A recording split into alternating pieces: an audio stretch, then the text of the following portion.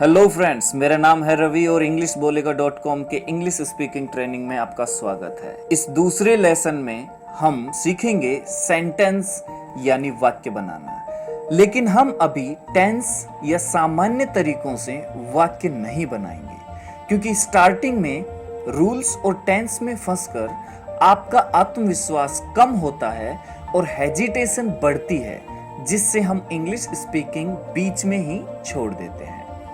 इस लेसन में हम उन तरीकों का इस्तेमाल करेंगे जिनकी सहायता से आप ज्यादा से ज्यादा वाक्य कम से कम समय में बना सकते हैं। अक्सर होता क्या है कि जब हम बोलते हैं तो हमारे बोलने की गति दिमाग की सेंटेंस बनाने की गति से ज्यादा होती है और हम 2-3 लाइन इंग्लिश में बोलकर रुक जाते हैं। लेकिन अगर आप पहले लिखकर ज्यादा से ज्यादा सेंटेंस कम समय में बनाना सीख लें तो वो सेंटेंस बोलते समय हमें याद रहते हैं, और जितने ज्यादा सेंटेंस हम लिखना सीखेंगे उतना ही बोलते वक्त हम बिना रुके बोलते जाएंगे। कुछ लोग पहले से लिखे इंग्लिश के सेंटेंस किताब या वीडियो में देखकर उन्हें याद करने की कोशिश करते हैं, लेकिन जब उन्हें बोलने की बारी आती है तो भूल जाते हैं। ऐसा इसलिए होता है कि जो लाइन हम बिना लिखे या बिना खुद बनाए याद करते हैं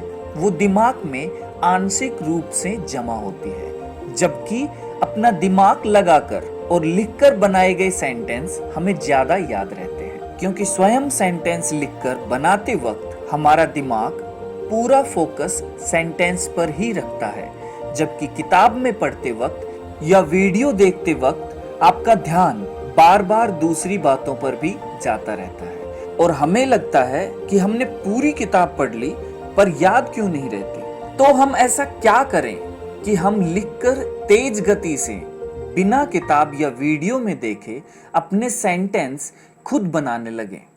ये काम होता है इन 3 तरीकों से जो अब मैं आपको बताने वाला हूं। पहला तरीका है ब्रांच मेथड या शाखा प्रणाली। मान लीजिए कि आपको मैं कहूं कि आप जितने भी सेंटेंस इंग्लिश में बोल सकते हैं 1 घंटे तक बोलते रहिए, तो हमारी सबसे बड़ी दिक्कत होगी कि हमें आइडियाज याद नहीं आएंगे कि क्या क्या बोलें, और 8-10 लाइन जो पहले से याद थी वो बोलकर हम रुक जाएंगे। लेकिन अगर आप किसी भी टॉपिक पर ज्यादा से ज्यादा बोलना या सेंटेंस बनाना चाहते हैं तो उसकी शाखाएं यानी ब्रांचेज बना लीजिए। जैसे आपको बोलना है इंडिया पर, तो हम पहले इंडिया के बारे में कुछ सेंटेंस बनाएंगे, फिर उसकी शाखाएं बनाएंगे। जैसे इंडिया के प्रथम प्रधानमंत्री ये थे, प्रथम राष्ट्रपति ये थे, प्रथम महिला प्रधानमंत्री ये थी, राष्ट्रपति ये थी। इस शाखा में आप प्रधानमंत्री और राष्ट्रपति के बारे में सैकड़ों सेंटेंस बना सकते हैं। फिर दूसरी शाखा बनाते हैं, जैसे भारत में इतने राज्य हैं, ये क्षेत्रफल की दृष्टि से सबसे बड़ा राज्य है, ये सबसे छोटा राज्य है, ये सबसे महंगा राज्य है, ये सबसे अधिक वर्षा वाला राज्य है। और इसी प्रकार इस शाखा पर भी सैकड़ों वाक्य हम बना सकते हैं। फिर तीसरी शाखा बनाते हैं कि भारत में बहुत से घूमने लायक स्थान हैं। ये किला सबसे पुराना है, ये मीनार सबसे ऊंची है, इस चिड़ियाघर में सबसे अधिक जानवर हैं, इस अभयारण्य में सबसे अधिक टाइगर हैं।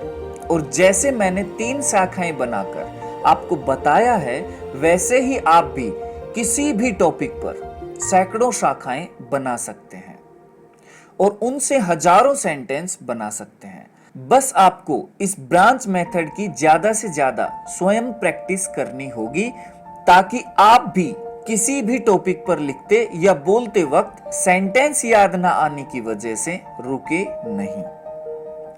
इसी तरह शाखाओं के अन्य उदाहरण भी कुछ अन्य टॉपिक पर बनाकर आपकी सहायता के लिए हमने नोट्स बनाए हैं। आप ये नोट्स डाउनलोड करके इस ब्रांच मेथड को अच्छे से समझ सकते हैं। तो अब दूसरा तरीका है चेन बिल्डअप या कड़ियां जोड़ना, और इस तरीके से भी हम सेंटेंस कम से कम समय में ज्यादा से ज्यादा बना सकते हैं। इसके लिए हमें करना ये है कि कोई भी एक लाइन जो आपको याद हो वो लिख लीजिए और उसमें से एक शब्द को चुनकर अगली लाइन में उसी शब्द पर नया वाक्य बनाते चले जाएं।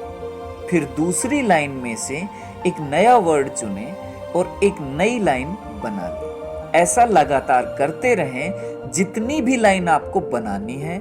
जैसे पहली लाइन लिखते हैं दिस चेयर इज रेड। यहां से हम रेड वर्ड लेकर अगली लाइन बनाते हैं, जिसे शब्द का वाक्यों में प्रयोग करना भी कहते हैं। जैसे red is my favourite colour. फिर इसमें से हम कलर शब्द लेकर अगला वाक्य बनाते हैं। जैसे स्काई कलर इज ब्लू। फिर स्काई से बनाते हैं beautiful birds flying in the sky. फिर बर्ड शब्द से बनाते हैं bird lives on a tree. इसी प्रकार किसी भी एक शब्द का चयन करके हम नेक्स्ट सेंटेंस बनाते रहते हैं, जितने भी हम वाक्य बनाना चाहते हैं। ध्यान रहे, यहाँ हम टेंस के आधार पर सेंटेंस नहीं बना रहे हैं, बल्कि हमारा उद्देश्य यहाँ कम से कम समय में ज्यादा से ज्यादा सेंटेंस बनाने का है, जो कि इंग्लिश बोलते समय एक बड़ी समस्या होती है। टेंस के आधार पर वाक्य बनाना हम आगे के लेसन में सीखेंगे। सेंटेंस क्रिएट करने का तीसरा तरीका है one word to full sentence, मतलब एक वर्ड से पूरा सेंटेंस तैयार करना, जैसा कि हमने पिछले तरीके में भी किया था। लेकिन पिछली बार हमने वो एक वर्ड सेंटेंस से ही चुना था, पर इस तरीके में आप कोई भी अलग अलग इंग्लिश के वर्ड पहले लिख लेते हैं और उनसे पूरा सेंटेंस बनाने की कोशिश करते हैं। ये तरीका एक प्रैक्टिस मेथड है, जिसको बार बार करने से हमें सेंटेंस जल्दी बनाने की आदत होती जाती है, और बोलते वक्त थोड़ा सा भी दिमाग में कोई भी आइडिया आने पर हम उस पर सेंटेंस बना सकते हैं। लेकिन पहले इस मेथड की लिखित में प्रैक्टिस करना जरूरी है, और धीरे धीरे आप बहुत तेज गति से सेंटेंस बनाने लग जाएंगे। तो अभी से स्टार्ट कीजिए ये प्रैक्टिस, और नेक्स्ट लेसन में हम फिर मिलते हैं। धन्यवाद।